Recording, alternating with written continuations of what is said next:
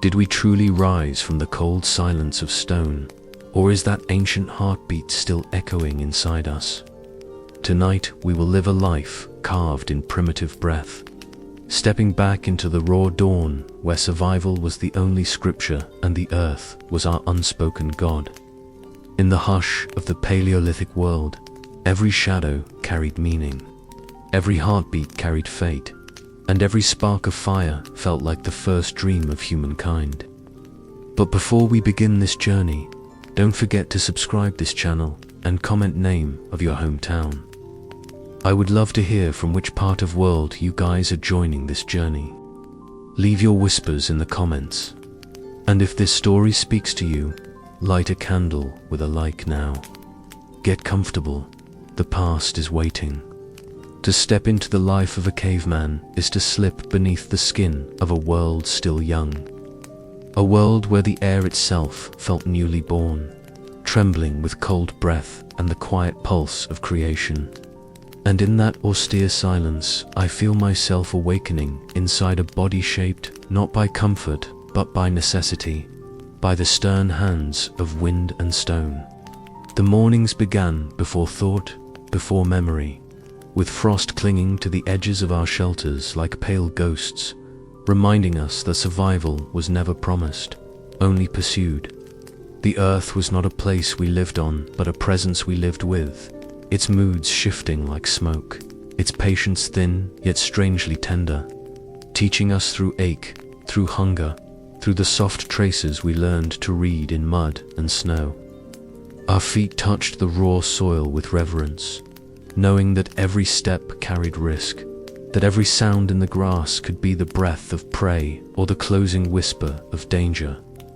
There was no language for fear then, only instinct. A tightening in the chest when shadows moved wrong, or when the world fell too quiet beneath the slow drifting of clouds. Fire was our fragile salvation, a trembling glow cupped between stones, rising like a prayer into the night. And each spark carved a thin line between life and the endless dark pressing at the edges of our existence. We lived close to one another, not because of affection, but because warmth was a collective miracle. Shared breaths layering into the stillness like woven cloth, binding us against the cold that sought to hollow us out. The days stretched long and solemn, each one a test written in the shifting patterns of wind, scent, and sky. And we learned to read them with the same devotion that later ages would give to scripture. To hunt was not triumph, but surrender, an acceptance that survival came from joining the pulse of the world, moving as the creatures moved, listening as they listened, understanding that the land gave nothing freely. We followed faint tracks through dew-heavy grasses, our eyes tracing broken twigs, our fingers brushing warm earth where hooves had passed moments before, feeling the echo of life still humming beneath our skin. Each moment carried weight. Each breath was deliberate. At night, when flames flickered against the rough cave walls, shadows danced in shapes that stirred something deep within us. Something older than thought, an early tremor of meaning, a quiet question rising from within the marrow. We etched those shapes into stone, not as symbols of glory, but as answers to loneliness, as proof that our hearts beat once under this vast celestial dome. The world felt both immense and intimate, each rustle a message, each sent a warning or an invitation, and slowly we learned the subtle grammar of existence, spoken not with words, but with the delicate shift of branches, the texture of soil, the rhythm of migrating herds. To live as a caveman was to be both vulnerable and fierce, both childlike and ancient, held between fear and awe, guided by forces we could feel but not name. The nights carried secrets, the wind murmuring through narrow ravines, the stars shimmering like cold eyes watching our fragile fires from distances we could not measure. And in that silent watching grew the first spark of wonder, a soft ache that asked where we came from and where we would go when our footprints vanished from the dust. The earth shaped our bodies, but the silence shaped our souls, pressing into us the understanding that to be human was to be temporary, wandering, searching, leaving faint marks that time would swallow without hesitation. Yet even so we lived, we endured, we pressed our palms into the soft walls of caves to say quietly, I was here, I breathed in this world, I loved its warmth, I feared its cold, I belonged for a moment beneath this vast sky. To continue living inside the ancient breath of a caveman's world is to step deeper into a silence that was never empty, a silence woven with the soft hum of hidden rivers, the distant crack of ice shifting. Under early sun, the delicate rustle of creatures whose names we never learned yet, whose presence shaped every heartbeat we carried. It arrived with a pale, cold light that bled slowly across the horizon, brushing the land with silver frost, reminding us that warmth was a rare gift, earned rather than granted. Our bodies, lean and weathered, moved with an instinct older than reason, bending to the rhythm of survival carved into our bones. Each day began with searching, always searching our eyes, sweeping across open plains for berries, clinging stubbornly to their fading stems, our hands, brushing across fractured stone for clues left by migrating beasts, our senses sharpening as the world unfolded in quiet layers. To be a caveman was to belong entirely to the earth's pulse, to feel the temperature of wind as a message, to sense the shift of clouds as prophecy, to measure time by the length of shadows and the hunger settling in our bellies. The world around us was sacred in its harshness, shaping our movements with a kind of stern grace, pressing lessons into the soles of our feet and the bend of our spine. When we found water, its surface glimmered like liquid sky, and we knelt with a reverence modern hands have forgotten, cupping the cold clarity that tasted slightly of stone and deep time, each sip a reminder that life flowed thinly, delicately through every choice we made. Our tools were simple, yet they felt like fragments of power, shaped by persistence rather than brilliance, carved with patience as we chipped stone against stone until a sharp edge glimmered in the dying light. Holding those tools was like holding a promise, a fragile step toward mastery in a world that did not bend easily.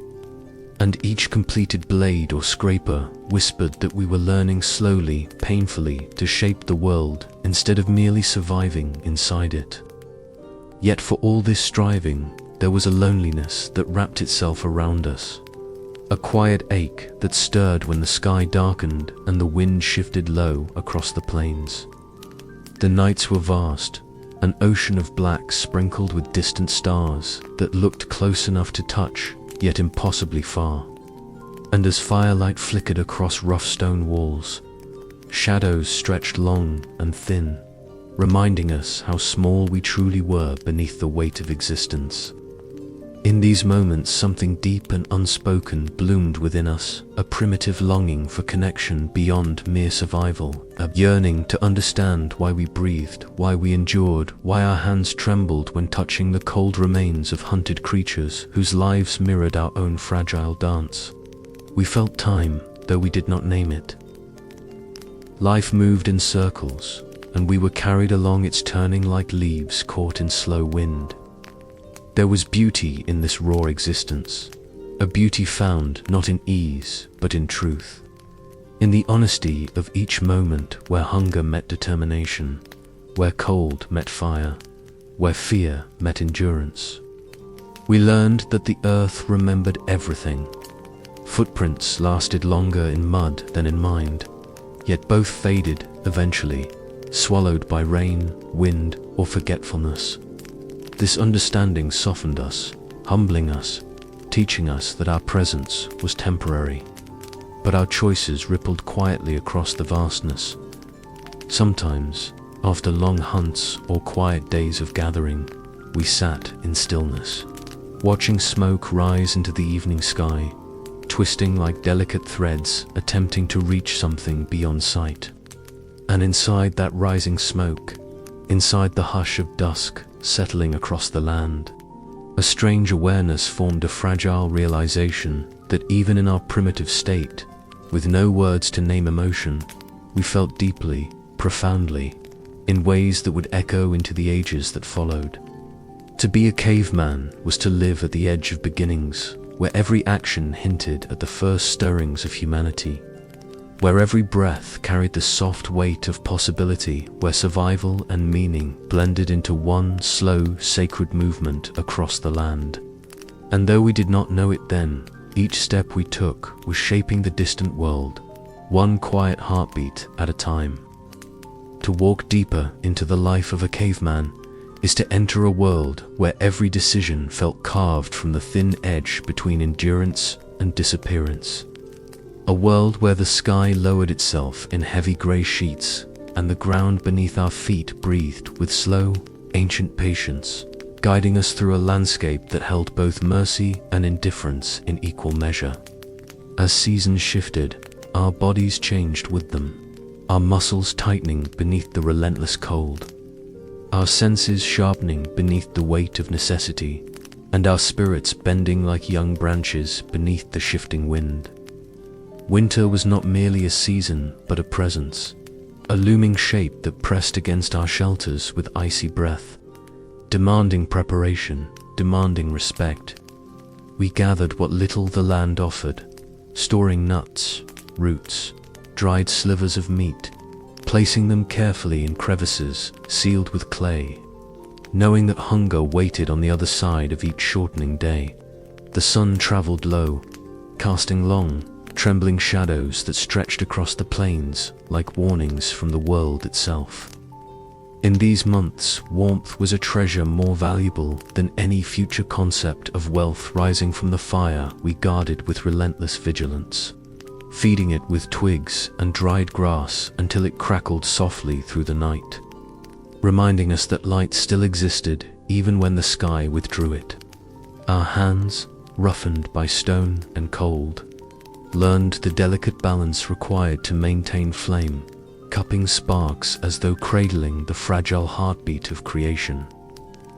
Inside the shelter, smoke curled slowly upward, etching grey whispers along the cave ceiling, filling the air with a scent that clung to our skins, our hair, our memories, becoming part of our identity.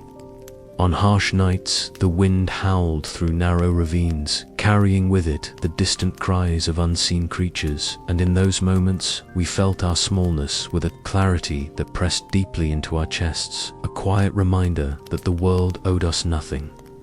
Yet there was a strength in this vulnerability, a strange resilience that grew from knowing that survival depended not on dominance, but on harmony, on following the rhythms of the land, rather than attempting to shape them. In the rare, gentler days of winter, when the sun broke through clouds with pale, hesitant light, we ventured out to check traps laid discreetly beneath snow-laden branches. Footprints told stories then, stories written by foxes, deer, great lumbering beasts whose shadows brushed the edges of our awareness, each track revealing patterns we learned to read with reverence. Sometimes the traps held nothing, and the disappointment settled heavily inside us, yet we accepted it the way we accepted the cold, as part of the world's steady, impartial turning.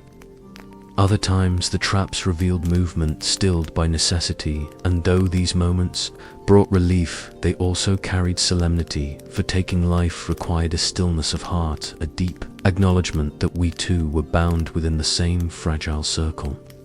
As days passed, we noticed that the world seemed to listen when we moved with intention.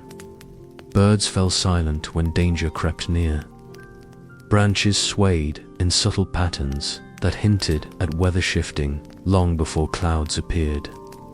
Even the ground vibrated faintly when great herds migrated, their steps echoing through the soil like distant thunder. This attunement shaped our existence, teaching us that survival was not an act of strength but of awareness, not a battle but a dance with forces far older than our footprints. And in the deepest nights, when firelight dimmed to red embers and the cold pressed closely around us, thoughts stirred within our minds. Slow, heavy, wordless thoughts that pulsed like distant drums, urging us to question something we could not define. Why did we endure? Why did we cling to the thin thread of breath? Why did the stars, frozen and distant, seem to carry meanings we could not reach? These questions rose not from language, but from longing, drifting through our chest like soft smoke, shaping the early contours of consciousness itself. And though we had no words to capture these feelings, they lived in us like hidden flame, revealing the quiet truth that, even at the dawn of existence, even beneath layers of instinct and survival, the heart of humanity was already awakening, trembling with curiosity, trembling with wonder, trembling with the first fragile spark of purpose. To move further into the quiet breath of our caveman existence is to feel time loosen its grip, stretching into long, wandering moments where survival intertwined with awakening, where the world revealed itself not only as a place of hunger and cold, but as a vast, inscrutable teacher, whispering truths through stone shadow and shifting wind. As winter softened and the first fragile hints of spring pressed their green threads through thawing soil, we felt life return with a gentleness that startled us like a forgotten warmth, brushing our skin for the first time after endless nights of frost. The land changed tone then, shedding its harshness slowly, cautiously, as though testing our readiness to hope again. Rivers cracked open, releasing soft murmurs that echoed through valleys, and the air filled with a subtle sweetness that stirred something deep within us. We walked with reverence, our bare feet sinking into damp earth, still cool from melting snow. Each step a reminder of the cycle we lived within, a cycle we neither controlled nor fully understood. Spring brought movement not only in herds and rivers, but within ourselves, awakening an instinct to explore beyond familiar ranges, to push into distant hills where different stones gleamed beneath sunlight, where new scents drifted from groves we had never entered. Curiosity, that early ember of human identity, flickered brighter during these months. We found ourselves drawn toward places where the earth formed natural arches, where caves breathed softly with ancient warmth, where the ground felt charged with memories older than our lineage. Sometimes those places felt welcoming, wrapping us in quiet calm as though acknowledging our presence. Other times they felt guarded, as if holding secrets too heavy for our unshaped minds, and we retreated without understanding why. Yet even in retreat, we learned that the world spoke through sensations long before it spoke through patterns or knowledge. Warmth meant safety. Stillness meant warning. The sudden flight of birds meant movement beyond the trees, and the drifting scent of crushed leaves meant something had passed recently, something with weight and intent. In these seasons, we also learned the gentle art of gathering. Berries emerged in clusters like tiny drops of dusk, delicate yet nourishing, and our hands moved carefully, memorizing which colors offered life and which carried danger. Roots pulled free from softened soil with satisfying resistance, earthy and bitter, grounding us in the flavors of survival. With warmth came the return of animals, their hooves softening the earth, their tracks forming trails that wound through plains and ridges like ancient sentences we were still learning to read. Hunting shifted from desperation to strategy, guided by an understanding gained through countless failures. We studied patterns, how shadows changed when herds moved, how dust lifted differently when creatures approached water, how silence thickened before a predator arrived. These observations became an unwritten map, etched not on stone but on instinct, a map we carried within us with more devotion than any crafted object. And yet, amid all this learning, a quiet evolution stirred under our ribs. We began noticing shapes not only for their function, but for their beauty. The curve of an antler against the sky, the shimmer of water reflecting early dawn, the delicate pattern left by wind sweeping across sand. These sights filled us with a feeling we could not name, a tenderness that rose gently like smoke from dying embers. When we traced images on cave walls, it was no longer only to mark hunts or paths. It was to capture moments that stirred the strange bloom inside us, moments of awe that made us pause, inhale deeply, and feel something beyond instinct. We did not yet understand this emotion, but it felt ancient, as though it came from a place older than our bodies, a place that had waited for our minds to open. Even the night changed during spring. Stars shimmered differently, softer, more inviting, as if leaning closer. The moon rose with a pale calm that soothed our restless chests, and firelight seemed to glow with renewed purpose, illuminating not only our faces, but the early contours of thought awakening behind our eyes. As we sat near the flames, warmth brushing our skin, we felt an unspoken bond forming among us, a shared awareness that life was not only a series of trials, but a tapestry woven from small, sacred moments. Moments when the wind carried a gentle scent. Moments when the earth softened under our feet. Moments when the horizon stretched wide and endless, reminding us that we were part of something far greater than our hunger or our fear. And as sleep pulled us slowly toward its depths, our minds drifted into landscapes where memory and imagination intertwined, where echoes from past hunts blended with visions of unfamiliar plains, where something deep within whispered that we were changing, becoming, reaching toward a future as vast as the sky itself.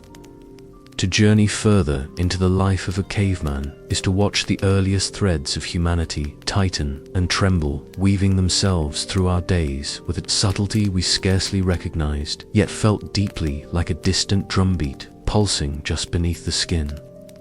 As spring ripened into the full breath of summer, warmth settled across the land with a tenderness that felt almost otherworldly, softening the ridges of stone, coaxing grasses into tall waves that brushed against our legs as we moved. The world felt newly carved, reshaped by sunlight that lingered long into the evenings, painting the horizon with colors we had no words for. Though our hearts stirred each time the sky shifted into gold, then amber, then a quiet, smoky rose. With the gentler season came abundance, and abundance brought time not only to survive, but to observe, to feel, to wonder.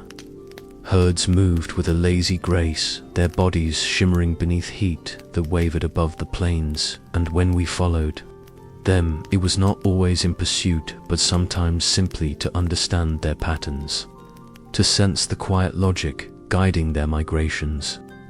Children, small and wide-eyed, played near shallow streams, splashing water that glimmered like broken stars, their laughter silent yet vivid, carried only through movement and expression, yet filled with something unmistakably human. The soft edges of summer gave us room to breathe more slowly, and in that space, a new kind of awareness unfurled, delicate but persistent.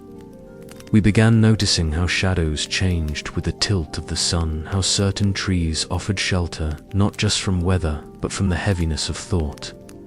How smooth stones warmed through the day and cooled at night, inviting our fingers to trace their surfaces as if in search of meaning.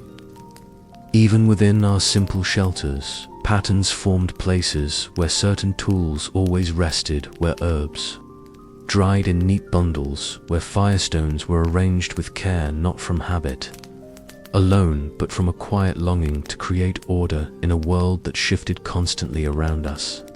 Bonds deepened too, forged not by language but by presence, by shared burdens and shared wonders. We felt the shape of companionship long before we understood it, sensed the comfort of familiar footsteps approaching from behind. recognized the warmth in another's gaze as the first flicker of something like affection. These were early roots of connection, subtle but strong, weaving through our small community with each shared meal, each cautious celebration of a successful hunt, each moment when an injured member was tended with gentle hands. And though we could not name this emotion, it pressed against our ribs with a growing intensity, teaching us that survival was not merely physical, it was also woven into the fragile threads binding us together. The air lay thick and warm, carrying scents of crushed grass and distant rain, and when we gathered near the fire, its glow flickered against our skin like strokes of ancient light, painting our shadows in long, wavering forms along the cave walls. In those moments, time felt fluid, as though the night opened a doorway into something vast and unknowable. We would sit in silence, watching flames dance upward, each spark lifting like a tiny, glowing question toward the dark dome of sky. Our minds drifted then, wandering into places untouched by instinct alone. Places filled with images and sensations that felt both familiar and strange. These were the beginnings of reflection, of memory taking shape not as fragments, but as threads weaving themselves into story. And when we pressed ochre or charcoal onto stone, sketching lines that curved into the shapes of animals, rivers, or the swirling patterns of wind, we were not simply recording, we were reaching toward meaning, toward permanence, toward the hope that these marks would outlive our fleeting breaths. In the heat of the season, storms also came, heavy and sudden, rolling across the plains with a majesty that humbled us. Thunder cracked like ancient bones, lightning split the sky with fierce white veins, and rain fell in dense sheets that turned soil into trembling mirrors. We huddled beneath overhangs, watching as the world reshaped itself before our eyes, the storm's power reminding us that existence could shift in an instant, that the boundary between life and loss was as thin as the breath we held in our chests. Yet after each storm, the air smelled clean, raw, renewed, as though the earth itself exhaled. In that freshness, we sensed possibility, the sense that we, too, could become something more than we were, that our minds could stretch beyond instinct and into understanding, into longing, into something resembling the earliest form of hope. And as summer gilded the land with its warm, forgiving light, that hope settled quietly within us, waiting for its moment to rise. To reach the final stretch of our caveman existence is to stand at the trembling edge of dawn, where instinct loosens its hold and something quieter, deeper begins to rise within us like a soft breath, filling a chamber that had long remained empty. As summer softened into autumn, the world shifted once more, its colors thickening into warm ochres and deep browns, its winds gathering a gentle bite that hinted at the coming cold. Leaves fell in slow spirals, settling over the land like thin blankets of memory, and each step we took pressed lightly into their crisp surfaces, releasing the scent of earth newly opened. With the change of season came a solemn awareness, a sense that life was not simply a cycle of hunger and satisfaction, but a long, fragile tapestry woven from countless small moments of safety, of loss, of discovery, of quiet wonder. In this turning of the seasons, our minds grew heavier with reflection. We noticed how our elders moved with careful deliberation, their steps slower, their breaths deeper, their eyes carrying the sheen of distant places no one else could see. When one of them passed into the stillness of non-breath, we felt the weight of absence settle over us like a thin layer of frost. We gathered around the body, touching their cooling skin with gentle hands, sensing that something essential had slipped beyond us, something we could not name but felt intimately. We learned then that life was not simply presence but continuity, that every person carried fragments of those who came before, that each breath was threaded into a lineage stretching far behind us, extending into a future none of us could imagine. And though we lacked the words to describe it, grief took shape within Yuasuf, solemn and strangely beautiful. It pressed us closer to one another, urging us to share warmth, to share food, to share the quiet ache of being alive in a world where everything eventually faded. Autumn brought abundance too, a final offering before the winter's long silence. We gathered nuts until our hands stained dark, dug roots from cool soil, dried meat beneath slanted sunlight, and stored everything with meticulous care. Our shelters filled with the smell of preservation, a scent that carried both security and longing. Nights grew longer, shadows deepened, and as firelight flickered across our stone walls, we found ourselves creating new forms of expression. Not just images of animals and hunts, but lines that curved into abstract shapes, spirals, branching marks, patterns that mirrored the stars above. These marks were not functional, they were emotional.